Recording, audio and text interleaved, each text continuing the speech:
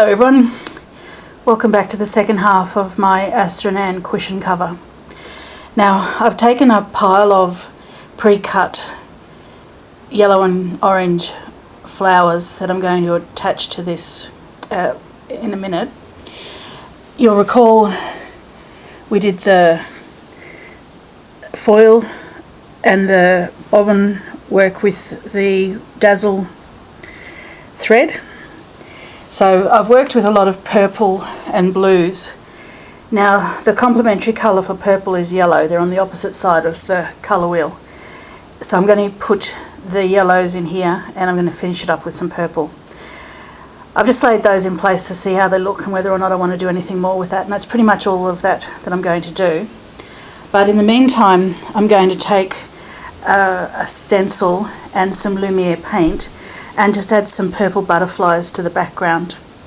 Now I'm not going to move these flowers because I really can't be bothered mainly, but I just want them to work around where, I want the butterflies to work around where the flowers are. So I'm just going to push this down and with a very fine foam brush paint in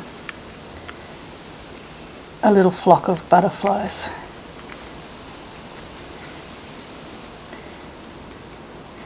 Now paint is remarkable in that it doesn't matter what surface you put it on, it's going to work. So paint is not fussy as far as the fabric that you apply it to.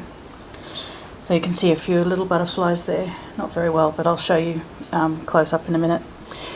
So I'll just pop a few more over here.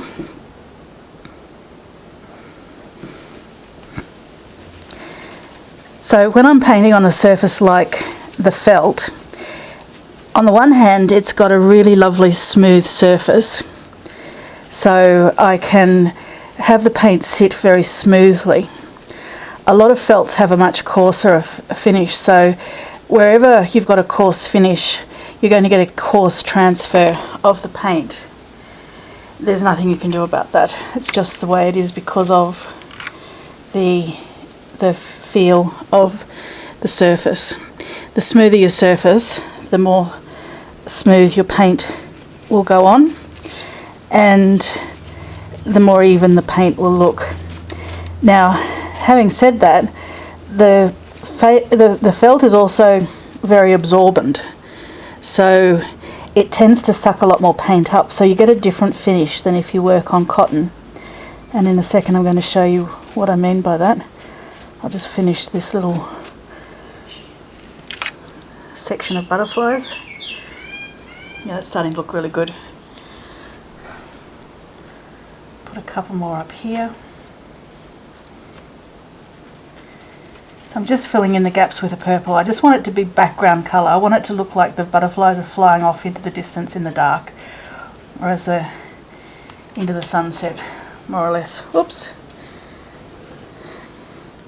I'm just going to turn this around a little bit so I can do the other side. So paint is fabulous. You can just do so much with it, and you can apply it in a whole raft of different ways. So stencils, stamps, painting directly onto the surface, screen printing, whatever you want. It really does go any way. It's one of the most adaptable and easy to use finishes for any fabric surface. And you can see I'm starting to get a lot of consistency across the whole piece because I'm filling in the gaps with the butterflies. Now one option would be for me to reverse this stencil and have some flying in the other opposite direction, but that would require me to stop painting and clean my stencil, and I'm far too lazy to do that. So I'm just going to go in here and do these last couple and then see where there's a gap. Oops. That looks pretty good. I'm just going to put one little one up here in the space, just there.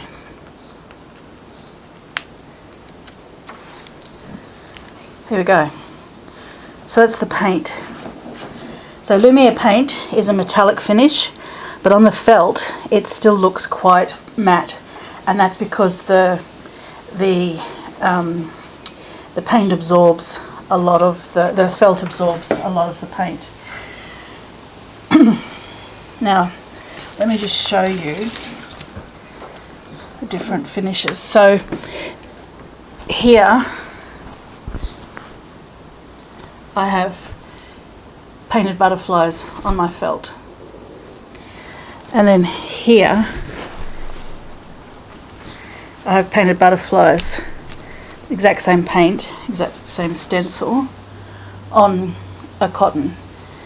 Now there's two factors here. One, the cotton's white and the felt is a dark grey, so the colour's more vibrant on the white, but you can see the subtle difference in the texture and also the fine detail. So because my white cotton is very fine and super smooth, you get more detail than you do with the felt elements. So I just wanted to show you that. Okay, so I'm going to let this paint dry, and then I'm going to come back and stitch my flowers onto the background, and then the only thing remaining to do is decorate the centres of the flowers and stitch the bag together. So I'll do that in a second. Right, so I've stitched down all my flowers, and you can see that they're all permanently attached there. Now I just want to show you the back. So because felt is the style that it is, it's got a little bit of puffiness, a bit of give. So you get this gorgeous texture in the back. Not that anyone's ever going to see it, but it's good to see the quilting or stitching. Okay, so if this was a bag front as opposed to a cushion, I'd probably go through and put some small glass beads all over it to just finish this off. But for this this cushion cover, I'm actually just going to leave it as is, because I think it does enough. There's I don't think I need centres in the flowers. There's enough going on there without it. So we've got all the foil in the top there. We've got our butterflies flying around, and we've got our shimmery metallic thread as stems and our gorgeous bold yellow and orange flowers. Now I've used two things here. I've used velvet and I've used a felt, and that gives a different textural effect. So the light catches the velvet differently to the way the light catches the felt, and it gives you that visual texture, a bit of interest. And then along with the colour being caught, then the light being caught on the foils and also the metallic threads, you've got quite a lot going on. We've got the matte of the felt against the matte of the butterflies and the matte surface of the background, and you've got built-in contrast. So it's something I always aim for in a piece, is a lot of contrast, both colour, texture, light and movement. So again, you can see how that's all tied together. The curves in my stems reflect the curves in my flying butterflies, and the whole piece comes together. Okay, so the next thing we have to do is take our background piece and stitch it on. Now, this is the back of my cushion. As I showed you last week, it's got the zip already in place, and I can stitch this however I want. So they're all pre-made and they're ready to go. I can stitch this together, just joining up my edges, and stitch so that the seams are on the inside. I could put them wrong sides together and join up my seams and stitch them so my seams are on the outside. I could do a blanket or decorative stitch around the edges to tie it all together. I could even stitch inside maybe about 1 centimetre or 2 centimetre and cut the felt to create a flange or a fringe. I'm actually going to stitch this so that the seams are on the inside. So I want it to be a more traditional style. So off to the machine I go, and I will bring this back and show you it finished. Right, so I've stitched all the edges around. I had to change my bobbin thread last minute, so it's gone pink. But I've stitched all the way around, and now I'm ready to turn. But before that, I'm just going to snip into my corners a little bit, just to the the outside of the thread. Probably don't need to, but it just means that everything's going to sit flat when I turn it inside out. Okay, so unzip my back zip,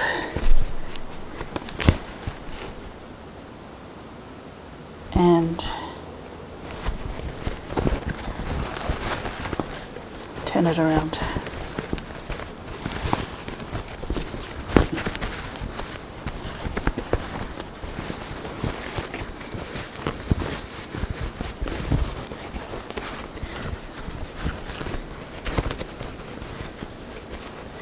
I reinforced each of the points of the sewing as I turned the corners, just to make sure that I had security as I went around each corner. Now, if I had put my seams on the outside, I would have a lot less bulk than I do right now, but I didn't want that look. I wanted the seams to be all on the inside. I just need to work this through, and it'll need a good press. Here we go. Yeah, we're getting somewhere. Just push those corners in.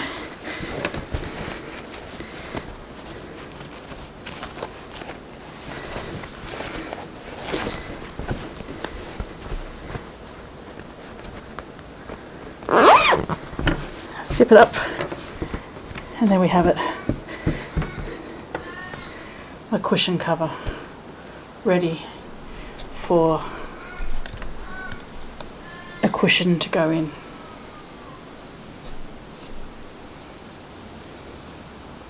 What do you think? Let me know what you think. If you'd like to have a kit with some pre-cut flowers and the stencil and some paint and a cushion cover, or if you'd like to see some other techniques, let me know. But if anyone's interested in doing some kits, I'll put some together, and just comment below and let me know. Okay.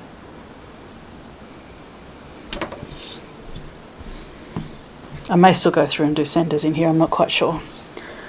I'll look at it for a couple of days first and then make a decision. But yeah, how quick and easy is it to embellish an Astor felt cushion cover and make it really personal to you, and stitch it up without having to learn how to do the zips.